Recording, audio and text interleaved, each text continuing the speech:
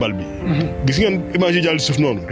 lu ko raw mooy am mercredi Inchallah vous aurez un match impressionnant kon gars yi. Inchallah. kon ba mercredi Inchallah rek ñu jox rendez-vous kon ñëpp rek ci stade municipal bu Mbao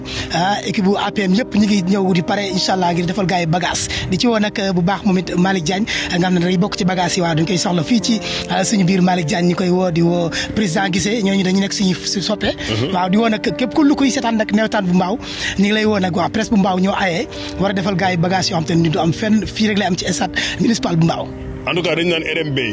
DTS BND Mbao Info Sen Leral Mbao FM Banjoli production Banlieue TV xam naa ni dinañ indi ñaari 11 mais benn 11 rek mooy fuur parce que match bi du match bu graaw boo xam ni non match bi graaw match bi non liñ def nii li ngay allo bali moon la allo bali bi allo bali moon la